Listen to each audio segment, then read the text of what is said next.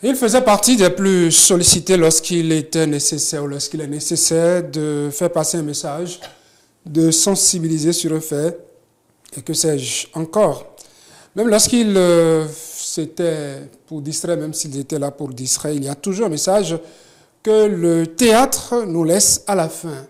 À l'heure où des réformes sont en cours d'implémentation, où des citoyens semblent ne pas comprendre certaines des décisions prises, on a l'impression que ces canaux que constituent les acteurs culturels sont de moins en moins sollicités. Le théâtre perd-il de sa notoriété? Entre éducation et distraction, le théâtre tient-il toujours la route?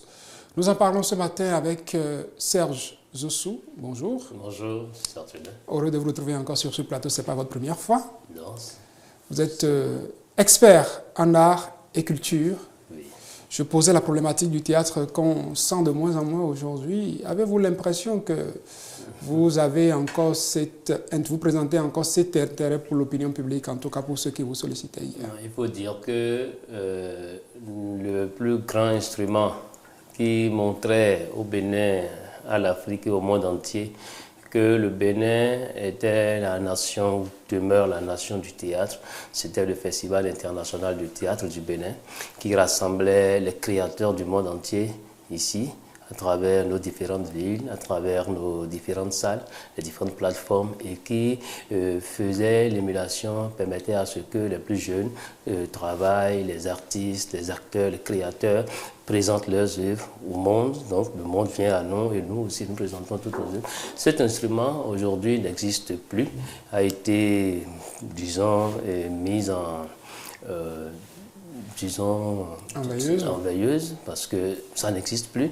Et ça qui fait que le théâtre, en tant qu'événement, grand événement, n'est plus vraiment vu.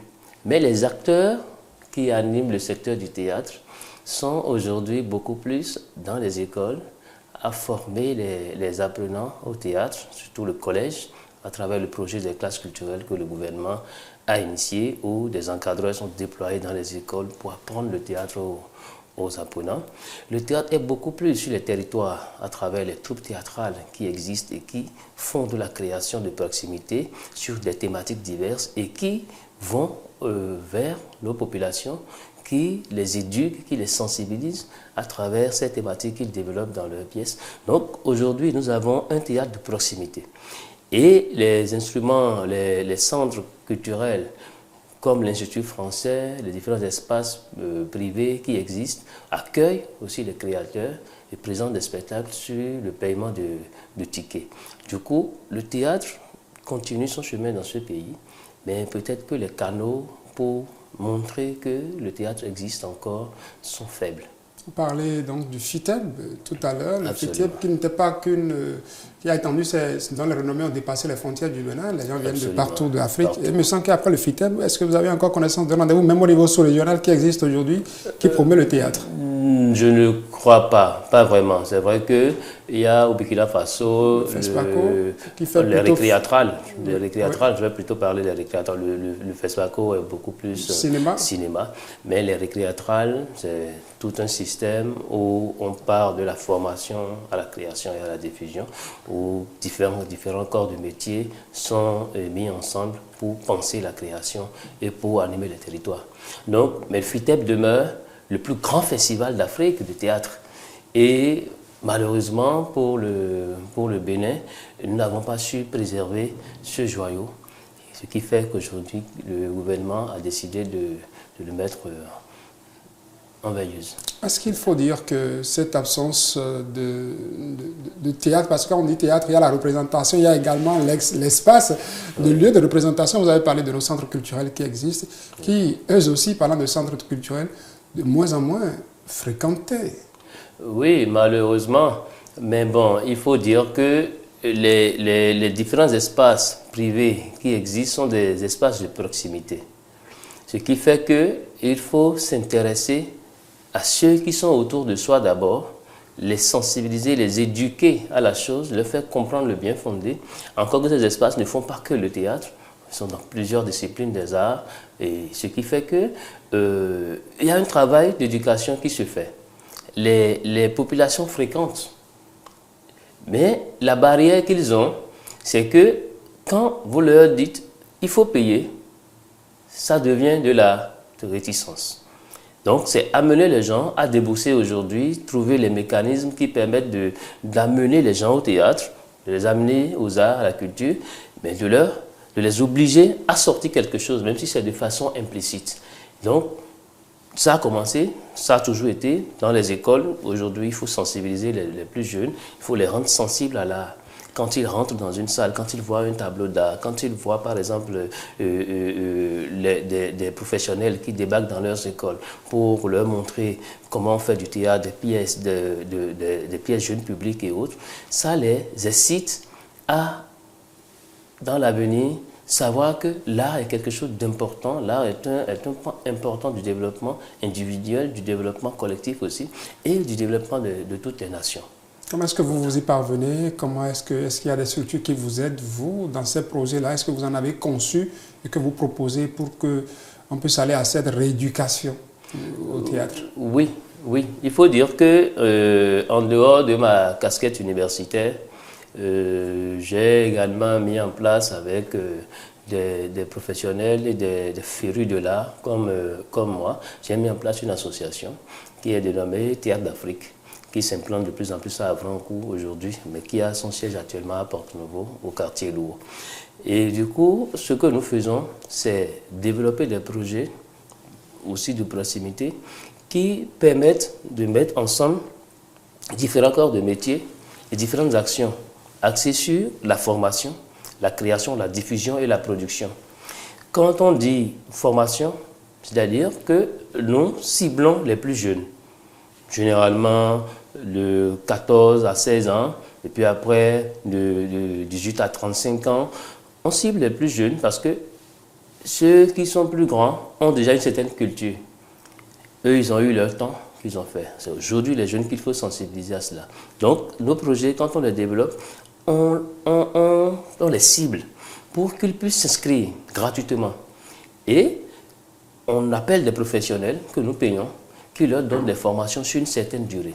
Et ces formations, parfois, sont appuyées de financement ou pas, ou c'est nous-mêmes qui sommes les producteurs et nous prenons des textes, nous créons des textes, nous faisons des commandes de textes à des auteurs et nous les mettons en scène. Et nous allons sur les territoires les diffuser auprès des populations gratuitement. On les fait parfois dans des centres culturels, parfois dans les espaces publics, les Clombassas, les Vaudoronto, en tout cas tout espace où les populations peuvent se retrouver et où nous on peut aller les voir. Et quand on fait ces représentations, c'est toujours thématique. C'est toujours des thèmes qui les concernent, qui permettent de les sensibiliser. Donc on fait la recherche de partenaires. Généralement on répond à des appels.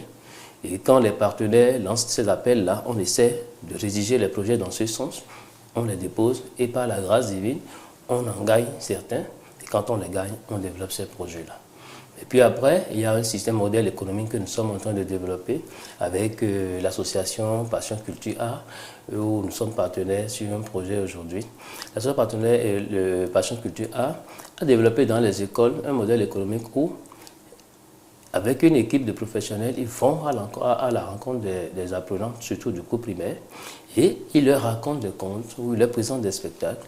Et en relation avec les directeurs, les CRP, les directeurs départementaux et autres, ils réussissent à faire payer les apprenants.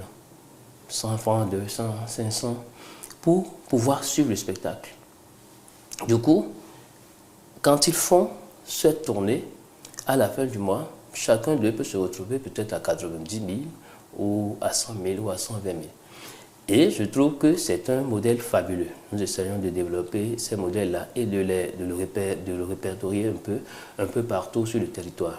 Et là, actuellement, nous sommes sur un gigantesque projet financé par l'Union européenne qui est surtout un projet de théâtre qui permet de relever toute cette chaîne-là, toute la chaîne qui intervient dans la production théâtrale, notamment les auteurs. On a très peu d'auteurs qui écrivent pour le théâtre.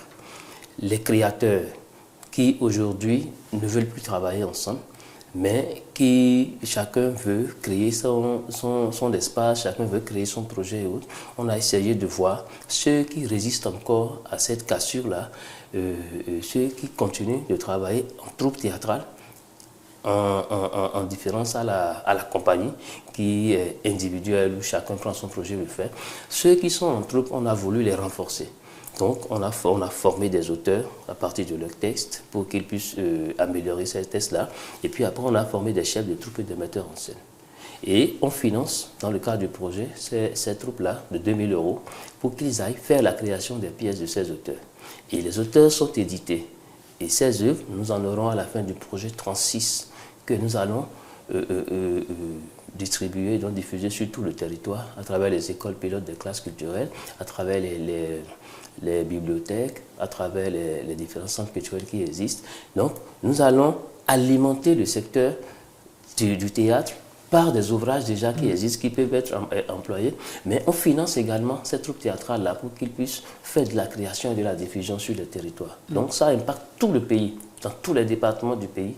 Nous avons une troupe qui est impactée chaque année. Espérons que tout ça va contribuer à cette régénérescence du théâtre. Surtout. Il y a une habitude qu'on avait dans les établissements, je ne sais pas si en parcourant les établissements vous continuez de remarquer ça, des troupes théâtrales, ça ne manquait pas dans les établissements. Ça faisait partie des creusets dans lesquels les gens se retrouvaient, et quand en fin d'année on parle de journée culturelle, il y a toujours une soirée théâtrale qu'on a. Absolument. C'est chorégraphie. C'est malheureux parce que justement, il faut un mécanisme pour drainer tout ça. Il faut un mécanisme pour alimenter tout ça. Et si au niveau des directeurs, il n'y a pas cette sensibilisation-là, mais c'est eux aujourd'hui qui doivent justifier les budgets. Aujourd'hui, on dit qu'il n'y a pas de budget pour la culture. Et il n'y a pas de budget pour oui, il n'y a pas qui dit. C'est ce qu'il dit, c'est ce que nous avons comme écho. Qu'il n'y a pas de budget. Il y a du budget pour le sport. Pourquoi il y aurait du budget pour le sport et il n'y aurait pas de budget pour la culture? Alors qu'on sait que dans les différentes écoles, nous avons des clubs qui ont été institués avec le temps. Nos aînés ont travaillé à cela. Il y avait le festival Kalita qui permettait, c'était l'honorable Orden Aladati qui était l'initiateur de ce projet-là. C'était magnifique. C'est un plaidoyer là aujourd'hui à l'Assemblée nationale. Voilà, donc ils ont quelque chose à faire. Ces vieilles amours. Oui, ils ne peuvent pas abandonner le secteur du théâtre comme ça parce qu'ils se sont retrouvés à l'Assemblée. Non, il faut qu'ils continuent à nous, qu'ils nous aident à faire le lobby nécessaire pour que des lois soient prises, pour imposer pratiquement cela sur tous les plans. D'accord? Donc, eux, ils ont initié ces choses-là. Ils ont fait du théâtre filmé dans un tour de vis sur la télévision nationale. On les a connus par ces choses-là. Parce qu'ils ont fait du théâtre pour sensibiliser. Ils étaient partout. Donc, c'est ce festival-là qui nous a révélé nous autres. Parce que il y avait tout un collectif qui passait dans les écoles pour aller voir quelles sont les productions qui sont bonnes, comment est-ce que les jeunes abordent le théâtre, comment est-ce qu'ils abordent les textes. Et ça nous a aidé à travailler notre diction, à travailler notre élocution, notre façon de parler, la façon de se tenir. C'est beaucoup de choses que l'on gagne par ce biais-là, mais qui aujourd'hui disparaissent parce que les autorités à divers niveaux n'accompagnent pas ceux qui ont envie de faire, de pratiquer dans nos différentes écoles. Et c'est un plaidoyer que je fais. Nos projets, nous les développons à l'endroit des écoles, surtout pour les apprenants. Mais on a besoin toujours de la main politique, de la main institutionnelle pour pouvoir avoir la facilité à atteindre nos différentes cibles. Merci à vous, Serge Zosso. Nous sommes déjà à la fin de cet entretien. Ça a été rapide. Ça passe vite, la télé, c'est ça. Rapide. Donc, merci d'avoir pris par ici pour nous parler de ce sujet-là. Nous allons vous rappeler toutes les fois où le besoin se fera sentir pour continuer à approfondir la question. Le théâtre est là pour sensibiliser et on est ouvert à tous les partenariats, que ce soit national ou international. Nous sommes ouverts. L'Association Théâtre d'Afrique est ouverte à tous les partenariats. Je rappelle, Serge Zosso, que vous êtes un expert en art et culture. Merci encore une fois d'avoir pris par ici. Lui, c'est un artiste, il n'est pas dans le théâtre, même si la musique fait partie des arts de la représentation.